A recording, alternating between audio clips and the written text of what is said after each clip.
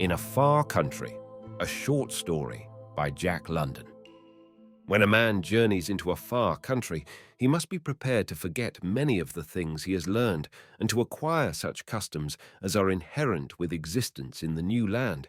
He must abandon the old ideals and the old gods, and oftentimes he must reverse the very codes by which his conduct has hitherto been shaped. To those who have the protean faculty of adaptability, the novelty of such change may even be a source of pleasure. But to those who happen to be hardened to the ruts in which they were created, the pressure of the altered environment is unbearable, and they chafe in body and in spirit under the new restrictions which they do not understand. This chafing is bound to act and react, producing divers evils and leading to various misfortunes. It were better for the man who cannot fit himself to the new groove to return to his own country. If he delay too long, he will surely die.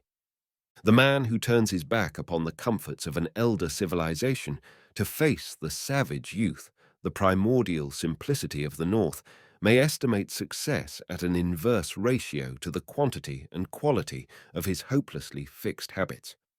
He will soon discover, if he be a fit candidate, that the material habits are the less important. The exchange of such things as a dainty menu for rough fare, of the stiff leather shoe for the soft, shapeless moccasin, of the feather bed for a couch in the snow, is after all a very easy matter. But his pinch will come in learning properly to shape his mind's attitude toward all things, and especially toward his fellow man. For the courtesies of ordinary life, he must substitute unselfishness, forbearance, and tolerance. Thus, and thus only, can he gain that pearl of great price, true comradeship. He must not say, "Thank you." He must mean it without opening his mouth, and prove it by responding in kind. In short, he must substitute the deed for the word, the spirit for the letter. When the world rang with the tale of Arctic gold and the lure of the North gripped the heartstrings of men, Carter Weatherbee threw up his snug clerkship, turned the half of his savings over to his wife, and with the remainder bought an outfit. There was no romance in his nature. The bondage of commerce had crushed all that. He was simply tired of the ceaseless grind and wished to risk great hazards in view of corresponding returns. Like many another fool, disdaining the old trails used by the Northland pioneers for a score of years, he hurried to Edmonton in the spring of the year, and there, unluckily for his soul's welfare, he allied himself with a party of men. There was nothing unusual about this party, except its plans. Even its goal, like that of all the other parties, was the Klondike. But the route it had mapped out to attain that goal took away the breath of the hardiest native, born and bred to the vicissitudes of the Northwest. Even Jacques Baptiste, born of a Chippewa woman and a renegade voyageur, having raised his first whimpers in a deerskin lodge north of the 65th parallel and had the same hushed by blissful sucks of raw tallow, was surprised. Though he sold his services to them and agreed to travel even to the never-opening ice, he shook his head ominously whenever his advice was asked. Percy Cuthfert's evil star must have been in the ascendant, for he, too, joined this company of Argonauts. He was an ordinary man, with a bank account as deep as his culture, which is saying a good deal. He had no reason to embark on such a venture, no reason in the world save that he suffered from an abnormal development of sentimentality. He mistook this for the true spirit of romance and adventure. Many another man has done the like, and made as fatal a mistake. The first break-up of spring found the party following the ice run of Elk River. It was an imposing fleet, for the outfit was large, and they were accompanied by a disreputable contingent of half-breed voyageurs with their women and children. Day in and day out, they labored with the bateaux and canoes, fought mosquitoes and other kindred pests, or sweated and swore at the portages. Severe toil like this lays a man naked to the very roots of his soul, and ere Lake Athabasca was lost in the south, each member of the party had hoisted his true colours. The two shirks and chronic grumblers were Carter Weatherbee and Percy Cuthfert.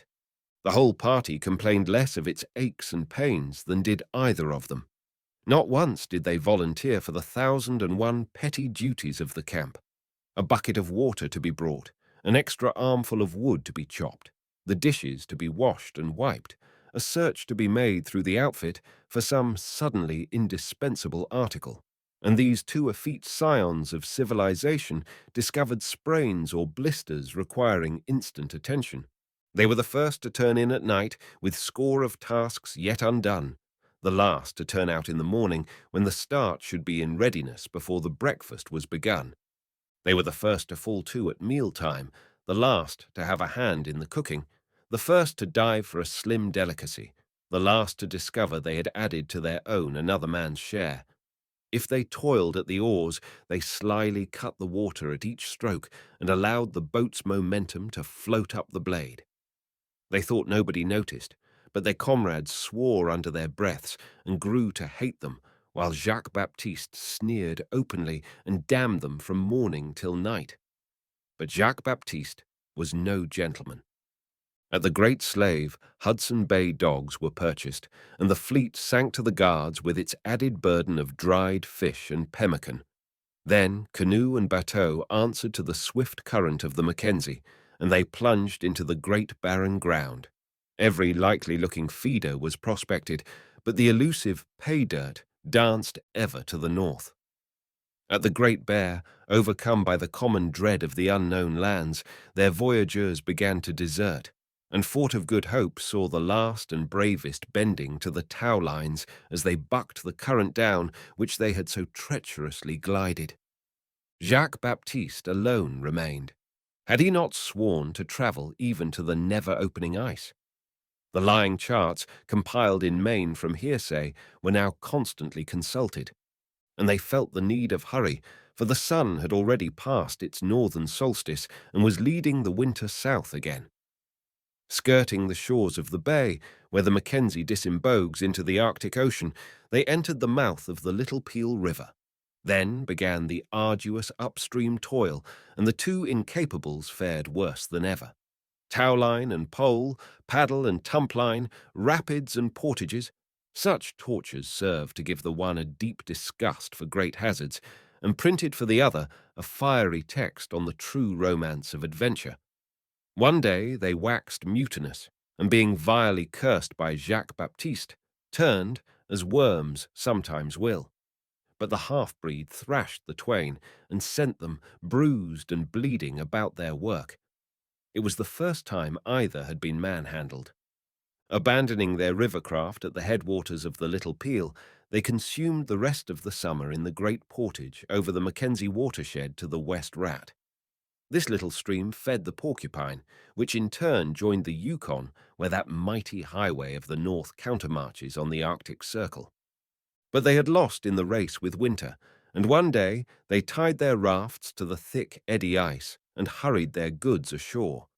That night the river jammed and broke several times. The following morning it had fallen asleep for good. "We can't be more'n 400 miles from the Yukon," concluded Sloper, multiplying his thumbnails by the scale of the map. The council, in which the two incapables had whined to excellent disadvantage, was drawing to a close. "Hudson Bay Post, long time ago. No use now." Jacques Baptiste's father had made the trip for the fur company in the old days, incidentally marking the trail with a couple of frozen toes. "Suffering cracky," cried another of the party. "No whites." "Nary white," Sloper sententiously affirmed. "But it's only 500 more up the Yukon to Dawson. Call it a rough 1,000 from here." Weatherbee and Cuthfert groaned in chorus. "How long'll that take, Baptiste?" The half-breed figured for a moment. "Work 'em like hell. No man play out. 10, 20, 40, 50 days. And babies come," designating the incapables. "No can tell. Mebbe when hell freeze over. Mebbe not then." The manufacture of snowshoes and moccasins ceased.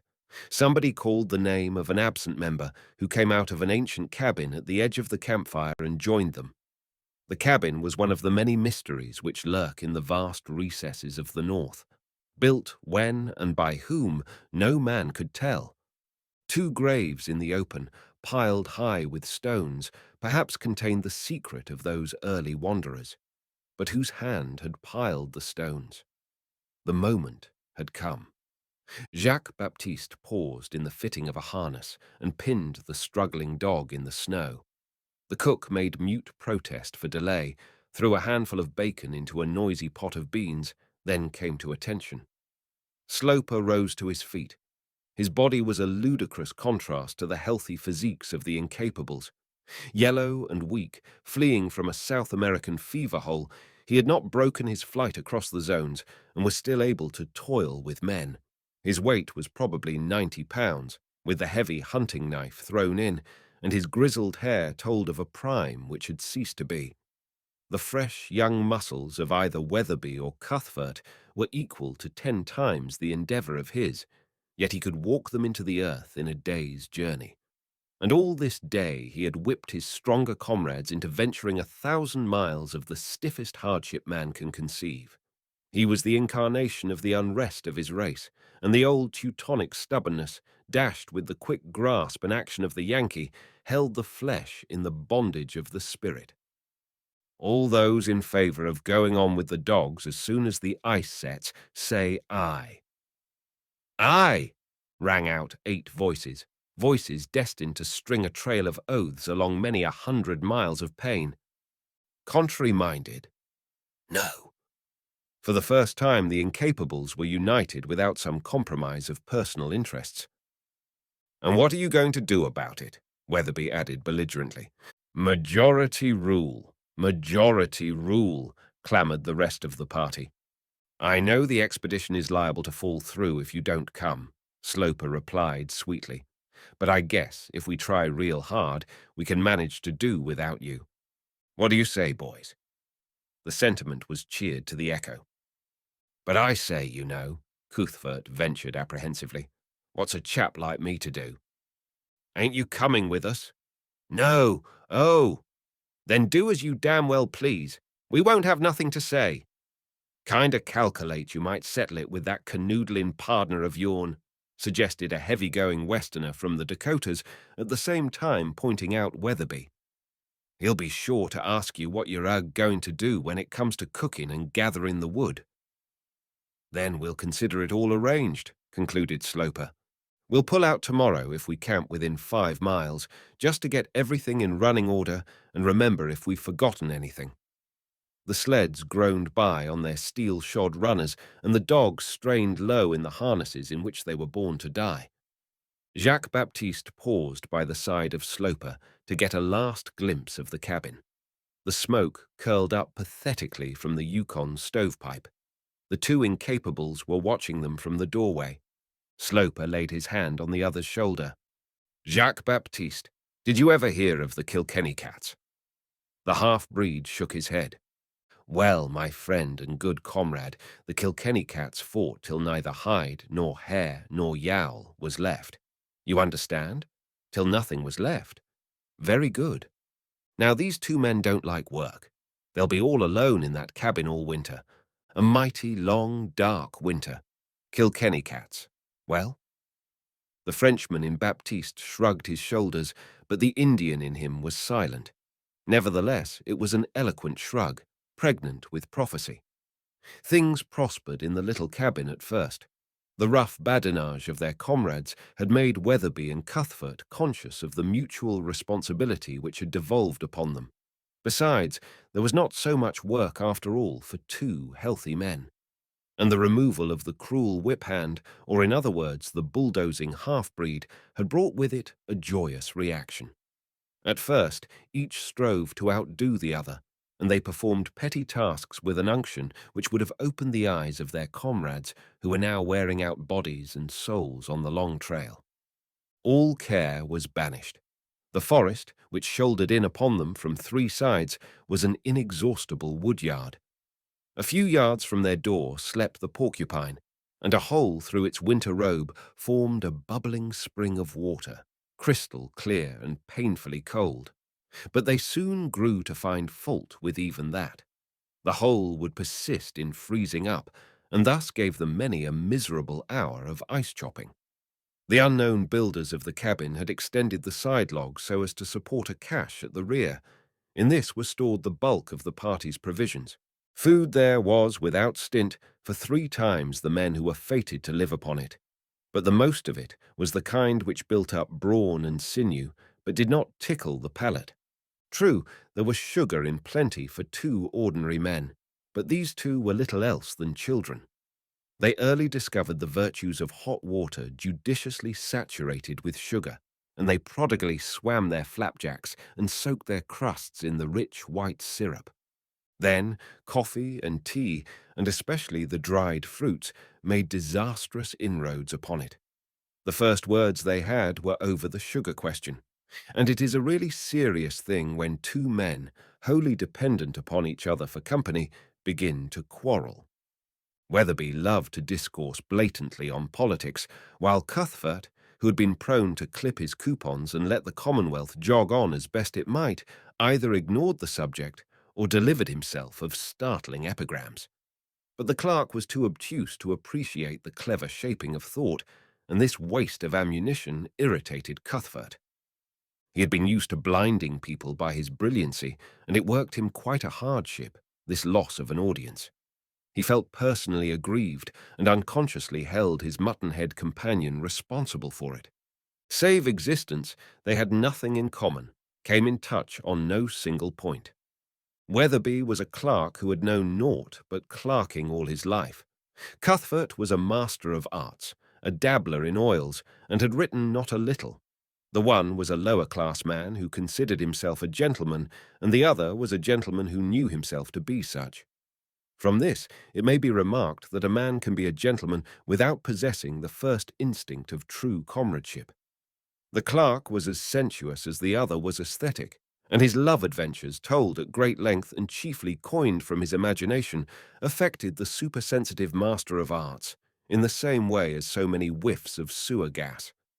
He deemed the clerk a filthy, uncultured brute, whose place was in the muck with the swine, and told him so, and he was reciprocally informed that he was a milk-and-water sissy and a cad. Weatherby could not have defined cad for his life, but it satisfied its purpose, which after all seems the main point in life. Weatherby flatted every third note and sang such songs as The Boston Burglar and The Handsome Cabin Boy for hours at a time, while Cuthfert wept with rage till he could stand it no longer and fled into the outer cold. But there was no escape. The intense frost could not be endured for long at a time, and the little cabin crowded them, beds, stove, table, and all, into a space of 10 by 12. The very presence of either became a personal affront to the other, and they lapsed into sullen silences which increased in length and strength as the days went by. Occasionally, the flash of an eye or the curl of a lip got the better of them, though they strove to wholly ignore each other during these mute periods, and a great wonder sprang up in the breast of each as to how God had ever come to create the other. With little to do, time became an intolerable burden to them. This naturally made them still lazier. They sank into a physical lethargy which there was no escaping, and which made them rebel at the performance of the smallest chore. One morning, when it was his turn to cook the common breakfast, Weatherby rolled out of his blankets, and to the snoring of his companion, lighted first the slush lamp and then the fire. The kettles were frozen hard, and there was no water in the cabin with which to wash. But he did not mind that. Waiting for it to thaw, he sliced the bacon and plunged into the hateful task of bread-making. Cuthfert had been slyly watching through his half-closed lids. Consequently, there was a scene in which they fervently blessed each other and agreed henceforth that each do his own cooking. A week later, Cuthfert neglected his morning ablutions, but nonetheless complacently ate the meal which he had cooked. Weatherby grinned. After that, the foolish custom of washing passed out of their lives. As the sugar pile and other little luxuries dwindled, they began to be afraid they were not getting their proper shares, and in order that they might not be robbed, they fell to gorging themselves. The luxuries suffered in this gluttonous contest, as did also the men. In the absence of fresh vegetables and exercise, their blood became impoverished, and a loathsome purplish rash crept over their bodies.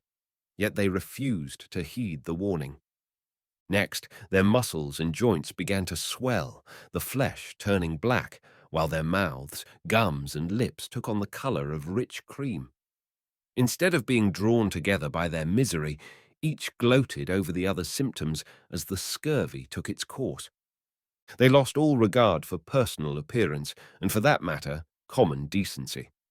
The cabin became a pig pen, and never once were the beds made or fresh pine boughs laid underneath. Yet they could not keep to their blankets as they would have wished, for the frost was inexorable, and the firebox consumed much fuel. The hair of their heads and faces grew long and shaggy, while their garments would have disgusted a rag picker. But they did not care. They were sick, and there was no one to see. Besides, it was very painful to move about. To all this was added a new trouble, the fear of the north. This fear was the joint child of the great cold and the great silence, and was born in the darkness of December when the sun dipped below the horizon for good. It affected them according to their natures. Weatherby fell prey to the grosser superstitions and did his best to resurrect the spirits which slept in the forgotten graves. It was a fascinating thing, and in his dreams they came to him from out of the cold and snuggled into his blankets and told him of their toils and troubles ere they died. He shrank away from the clammy contact as they drew closer and twined their frozen limbs about him, and when they whispered in his ear of things to come, the cabin rang with his frightened shrieks. Cuthfert did not understand, for they no longer spoke, and when thus awakened, he invariably grabbed for his revolver. Then he would sit up in bed, shivering nervously, with the weapon trained on the unconscious dreamer. Cuthfert deemed the man going mad, and so came to fear for his life. His own malady assumed a less concrete form. The mysterious artisan who had laid the cabin, log by log, had pegged a wind vane to the ridgepole. Cuthfert noticed it always pointed south, and one day, irritated by its steadfastness of purpose, he turned it toward the east. He watched eagerly, but never a breath came by to disturb it. Then he turned the vane to the north, swearing never again to touch it till the wind did blow. But the air frightened him with its unearthly calm, and he often rose in the middle of the night to see if the vane had veered. 10 degrees would have satisfied him. But no, it poised above him as unchangeable as fate. His imagination ran riot till it became to him a fetish. Sometimes he followed the path it pointed across the dismal dominions and allowed his soul to become saturated with the fear. He dwelt upon the unseen and the unknown till the burden of eternity appeared to be crushing him. Everything in the Northland had that crushing effect, the absence of life and motion, the darkness, the infinite peace of the brooding land, the ghastly silence which made the echo of each heartbeat a sacrilege, the solemn forest which seemed to guard an awful, inexpressible something which neither word nor thought could compass. The world he had so recently left, with its busy nations and great enterprises, seemed very far away. Recollections occasionally obtruded, recollections of marts and galleries and crowded thoroughfares, of evening dress and social functions, of good men and dear women he had known, but they were dim memories of a life he had lived long centuries ago on some other planet. This phantasm was the reality.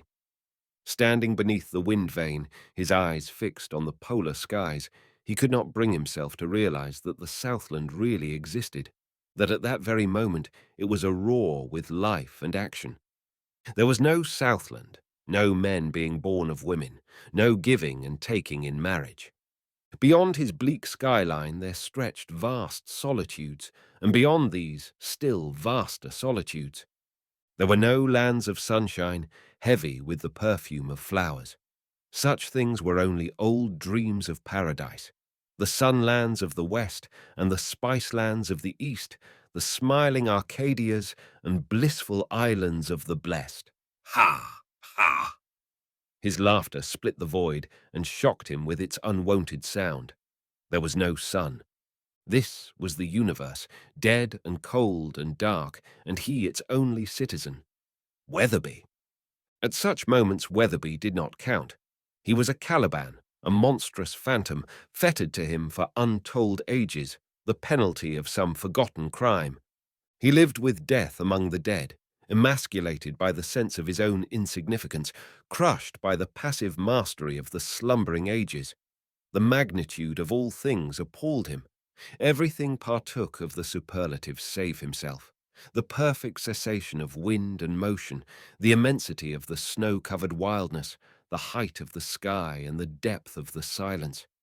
That wind vane, if it would only move, if a thunderbolt would fall or the forest flare up in flame, the rolling up of the heavens as a scroll, the crash of doom, anything, anything. But no, nothing moved. The silence crowded in, and the fear of the north laid icy fingers on his heart. Once, like another Crusoe, by the edge of the river he came upon a track, the faint tracery of a snowshoe rabbit on the delicate snow crust. It was a revelation. There was life in the Northland. He would follow it, look upon it, gloat over it. He forgot his swollen muscles, plunging through the deep snow in an ecstasy of anticipation. The forest swallowed him up, and the brief midday twilight vanished. But he pursued his quest till exhausted nature asserted itself and laid him helpless in the snow. There he groaned and cursed his folly, and knew the track to be the fancy of his brain. And late that night he dragged himself into the cabin on hands and knees, his cheeks frozen and a strange numbness about his feet. Weatherby grinned malevolently, but made no offer to help him. He thrust needles into his toes and thawed them out by the stove. A week later, mortification set in. But the clerk had his own troubles. The dead men came out of their graves more frequently now and rarely left him, waking or sleeping. He grew to wait and dread their coming, never passing the twin cairns without a shudder. One night they came to him in his sleep and led him forth to an appointed task. Frightened into inarticulate horror, he awoke between the heaps of stones and fled wildly to the cabin. But he had lain there for some time, for his feet and cheeks were also frozen. Sometimes he became frantic at their insistent presence and danced about the cabin, cutting the empty air with an axe and smashing everything within reach. During these ghostly encounters, Cuthfert huddled into his blankets and followed the madman about with a cocked revolver, ready to shoot him if he came too near. But recovering from one of these spells, the clerk noticed the weapon trained upon him. His suspicions were aroused, and thenceforth he too lived in fear of his life. They watched each other closely after that, and faced about in startled fright whenever either passed behind the other's back. The apprehensiveness became a mania which controlled them even in their sleep. Through mutual fear, they tacitly let the slush lamp burn all night and saw to a plentiful supply of bacon grease before retiring. The slightest movement on the part of one was sufficient to arouse the other, and many a still watch their gazes countered as they shook beneath their blankets with fingers on the trigger guards. What with the fear of the north, the mental strain, and the ravages of the disease, they lost all semblance of humanity, taking on the appearance of wild beasts, hunted and desperate. Their cheeks and noses, as an aftermath of the freezing, had turned black. Their frozen toes had begun to drop away at the first and second joints. Every movement brought pain, but the firebox was insatiable, wringing a ransom of torture from their miserable bodies. Day in, day out, it demanded its food, a veritable pound of flesh, and they dragged themselves into the forest to chop wood on their knees. Once, crawling thus in search of dry sticks, unknown to each other, they entered a thicket from opposite sides. Suddenly, without warning, two peering death's heads confronted each other. Suffering had so transformed them that recognition was impossible. They sprang to their feet, shrieking with terror, and dashed away on their mangled stumps, and falling at the cabin's door, they clawed and scratched like demons till they discovered their mistake. Occasionally they lapsed normal, and during one of these sane intervals, the chief bone of contention, the sugar, had been divided equally between them. They guarded their separate sacks, stored up in the cache, with jealous eyes. for there were but a few cupfuls left, and they were totally devoid of faith in each other. But one day, Cuthfert made a mistake.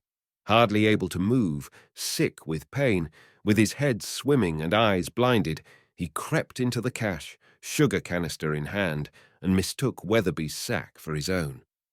January had been born but a few days when this occurred. The sun had some time since passed its lowest southern declination, and at meridian now threw flaunting streaks of yellow light upon the northern sky.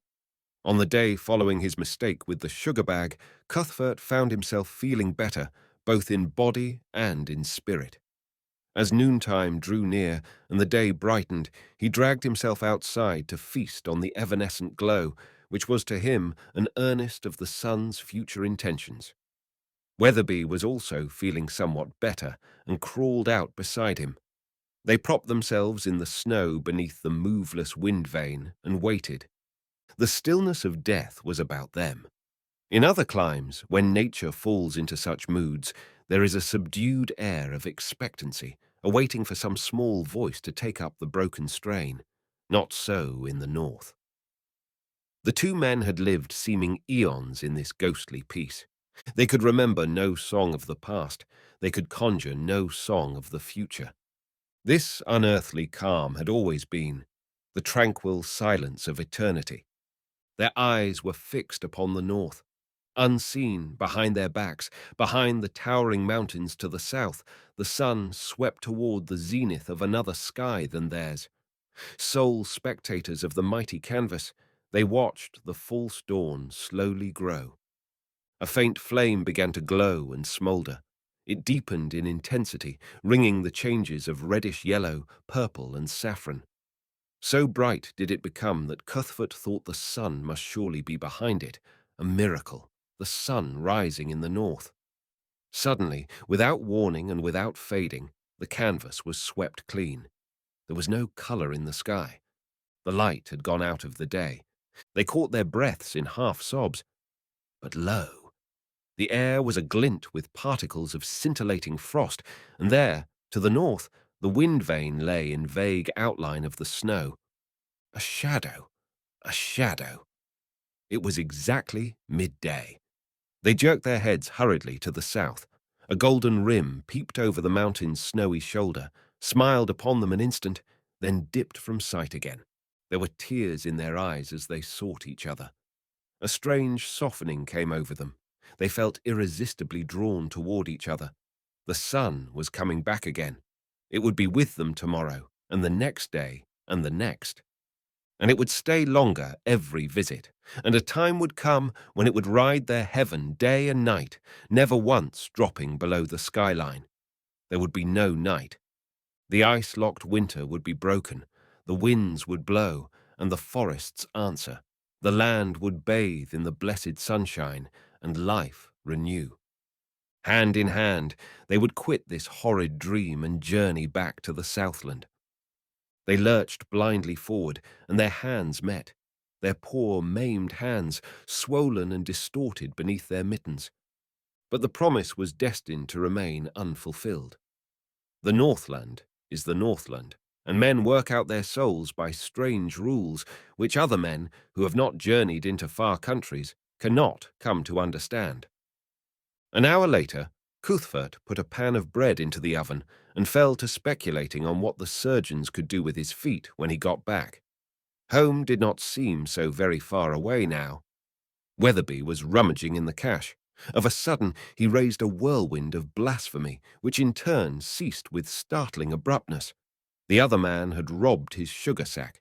Still, things might have happened differently, had not the two dead men come out from under the stones and hushed the hot words in his throat. They led him quite gently from the cache, which he forgot to close. That consummation was reached, that something they had whispered to him in his dreams was about to happen. They guided him gently, very gently, to the woodpile, where they put the axe in his hands. Then they helped him shove open the cabin door, and he felt sure they shut it after him. At least he heard it slam and the latch fall sharply into place. And he knew they were waiting just without, waiting for him to do his task. "Carter! I say, Carter!" Percy Cuthfert was frightened at the look on the clerk's face, and he made haste to put the table between them. Carter Weatherbee followed, without haste and without enthusiasm. There was neither pity nor passion in his face, but rather the patient, stolid look of one who has certain work to do and goes about it methodically. "I say, what's the matter?" The clerk dodged back, cutting off his retreat to the door, but never opening his mouth. "I say, Carter, I say, let's talk. There's a good chap." The Master of Arts was thinking rapidly now, shaping a skillful flank movement on the bed where his Smith and Wesson lay. Keeping his eyes on the madman, he rolled backward on the bunk, at the same time clutching the pistol. "Carter!" The powder flashed full in Weatherby's face, but he swung his weapon and leaped forward. The axe bit deeply at the base of the spine, and Percy Cuthfert felt all consciousness of his lower limbs leave him. Then the clerk fell heavily upon him, clutching him by the throat with feeble fingers. The sharp bite of the axe had caused Cuthfert to drop the pistol, and as his lungs panted for release, he fumbled aimlessly for it among the blankets. Then he remembered. He slid a hand up the clerk's belt to the sheath knife, and they drew very close to each other in that last clinch. Percy Cuthfert felt his strength leave him. The lower portion of his body was useless. The inert weight of Weatherby crushed him, and pinned him there like a bear under a trap. The cabin became filled with a familiar odor, and he knew the bread to be burning. Yet what did it matter? He would never need it. And there were all of 6 cupfuls of sugar in the cache. If he had foreseen this, he would not have been so saving the last several days. Would the wind vane ever move? Why not? Had he not seen the sun today? He would go and see. No, it was impossible to move. He had not thought the clerk so heavy a man. How quickly the cabin cooled. The fire must be out. The cold was forcing in. It must be below 0 already, and the ice creeping up the inside of the door. He could not see it, but his past experience enabled him to gauge its progress by the cabin's temperature. The lower hinge must be white air now. Would the tale of this ever reach the world? How would his friends take it? They would read it over their coffee, most likely, and talk it over at the clubs. He could see them very clearly. "Poor old Cuthfert," they murmured. Not such a bad sort of a chap, after all. He smiled at their eulogies and passed on in search of a Turkish bath. It was the same old crowd upon the streets. Strange, they did not notice his moose-hide moccasins and tattered German socks. He would take a cab, and after the bath a shave would not be bad. No, he would eat first. Steak and potatoes and green things, how fresh it all was. And what was that? Squares of honey, streaming liquid amber, but why did they bring so much? Ha, ha!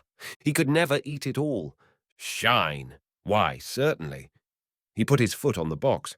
The bootblack looked curiously up at him, and he remembered his moose-hide moccasins and went away hastily. Hark! The wind vane must be surely spinning. No, a mere singing in his ears. That was all, a mere singing.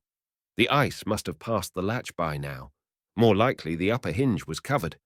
Between the moss-chinked roof poles, little points of frost began to appear. How slowly they grew. No, not so slowly. There was a new one, and there another. 2, 3, 4. They were coming too fast to count. There were 2 growing together, and there a third had joined them. Why, there were no more spots. They had run together and formed a sheet. Well, he would have company.